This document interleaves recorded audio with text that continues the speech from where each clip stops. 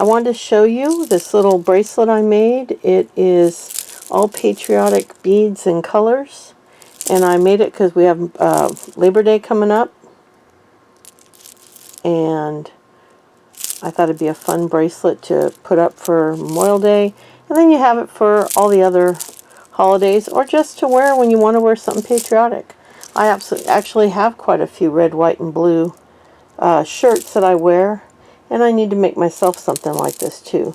This will be on Etsy by the time this video airs, and you'll find that in my link tree in the description box below, and it'll be at the top of the page. You don't need a direct link. When you go to Etsy, it'll be at the top. These bracelets are fun because no matter how you turn your hand, you're going to see a lot of stuff. So in this video, I'm going to show you how I made this and in the process. It won't be a detailed tutorial. It'll be more of a here's the process. So anyway, I hope you enjoyed this video. So what I do to get started when I'm making one of these charm bracelets is I get out all the colors I want to work with and just make up a tray. I got out red, white, blue, and clear, and then some metal beads, and then my head pins and loop pins. And I start stringing them. And I make a bunch of charms up. And then when I'm happy with them, I start looping them. Now the chain I have has 30, I can't remember if it was 30 or 30, I think this had 33 links. So I have to make up 33 charms.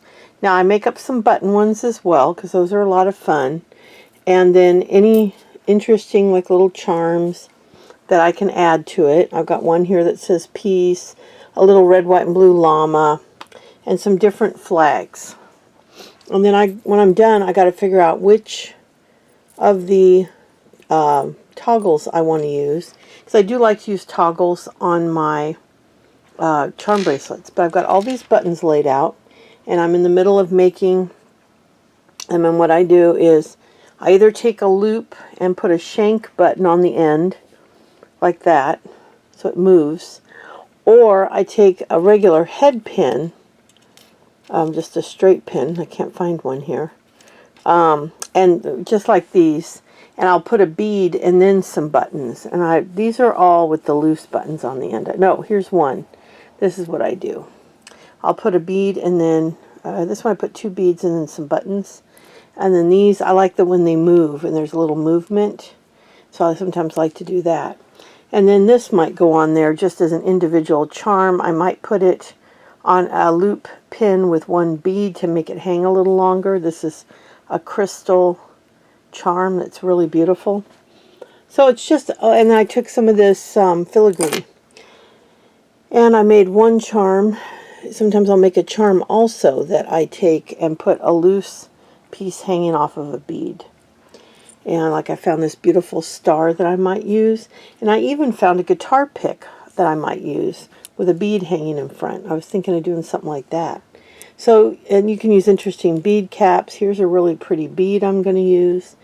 Here's an old earring that I only have 1, or I only made one. No, this was actually a charm.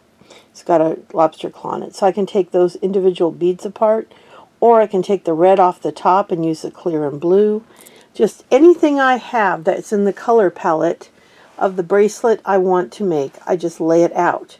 Now, what I do afterwards is I usually leave this together. Like I may put all the different colors in baggies individually, like the red, the white, the clear, and the blue, in individual baggies in a gallon bag. And then when I do more patriotic jewelry next year, it's all put together, and then I can add new pieces. And if I do that, then the buttons themselves will also get just put in a bag together in that bag. Now when I do Christmas, I might pull some of the red out at that point, but I just like to and like these are some glass vintage buttons, and you know, I get buttons from everywhere. These are from Hobby Lobby. So it's just a lot of fun and a very creative way. So I'll be back when I get all the charms made and show you how I decide to put them together on the chain. Well, I got all the charms made, and then I got to start figuring out what to put where. Now, To fit this toggle into the loop, I have to make sure I put a very small one on the end so that if the top of it tucks in there as I'm looping it, it'll go in. So that's probably the one I'll put there. Then I'm going to go through them and just pick ones I like and just lay them out in the order I'm going to do them. Now I have a few extra. I always make a few extra and they just go into my charm box when I'm done.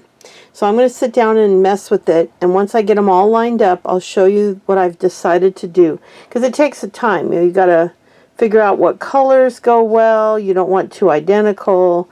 The buttons take a little bit more space up, so you kind of just have to play with it. So I'll play with it, get 33 of them. I believe that's how many links I have.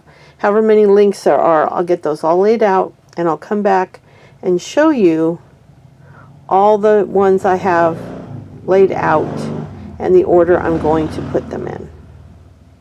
So I'll be right back. Okay, so what I did is I went through and tried to put the ones with the hanging charms evenly through so that as they hung down, it would be evenly distributed through the bracelet. Now what I'll do next is I'll start on this end and start attaching them, and as I do so I will see if I like the way I've got them lined up, and then I may adjust them as I go. This is probably the most fun process once you get all the charms done, although I really love making the charms. That's probably the most fun part, and there's always a handful left over, but I leave them out in case I don't. Sometimes you'll notice last minute that you have 2 or 3 that are red on top in a row, and you want to have it broken up a little bit. Like here I've got 3 blues on top in a row, so I will switch those out and move them around. So you just keep doing that till you like how they fit, and when I get about half of them on, I'll show you the process, and then I'll come back when it's done. Okay, I've got the first charms on there.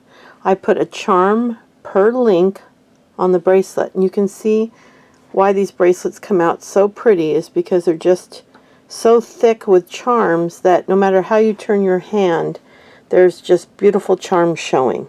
So I try to make them really encrusted with sparkly pretty things, including stuff like this little crystal heart and this pearl on the filigree, and of course this little peace charm here.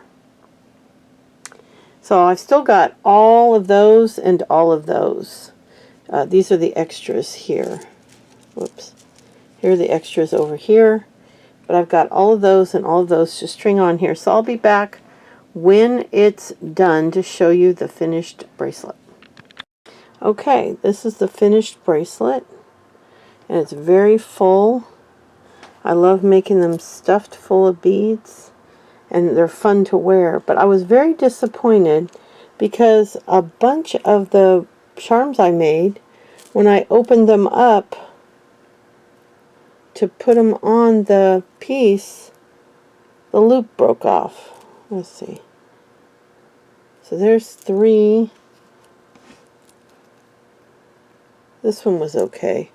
But I had like 3 or 4, 3 of them break. Well, 4 because I repaired one that I really wanted to use. But that's never happened to me before. I didn't use these few here. Oh, here's another one that broke.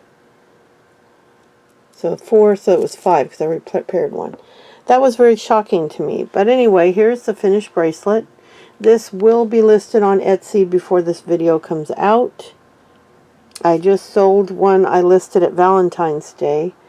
But it's a very full. I've got a heart that I made on here. I did a video showing how I make my hearts.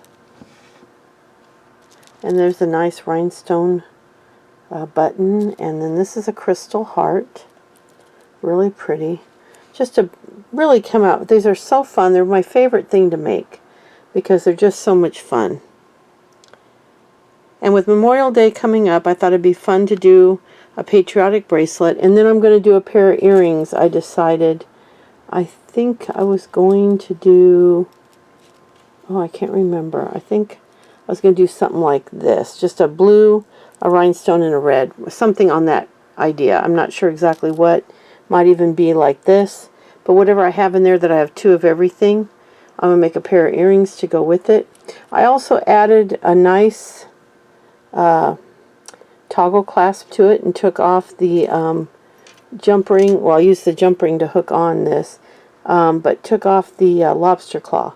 I like the look of the toggles. I think it makes it much prettier, and it's just a fun. You can see some of these buttons I used are very detailed and pretty. Now when they're too hold, it's going to be slightly off center on the bottom, but everywhere you look there's just little secrets, little fun treasures. Like, I probably shouldn't have put these 2 rhinestones next to each other. Didn't even realize I'd done that, so I may move those. I may scoot one to the other side, so I'll probably do that, move it down here and switch them out. I don't like 2 things that are identical next to each other. Some of it you can't avoid, but that I will switch out. So I'll move this and switch these 2 with each other. But that's it. It wasn't a true tutorial, but most people watching this know how to make a beaded charm. And I do have a beaded charm tutorial if you look under my playlist at tutorials. And it's real simple and easy. And I've done other charm bracelet tutorials. So this is the finished bracelet. I hope you like this and enjoyed the video, and I will be back soon.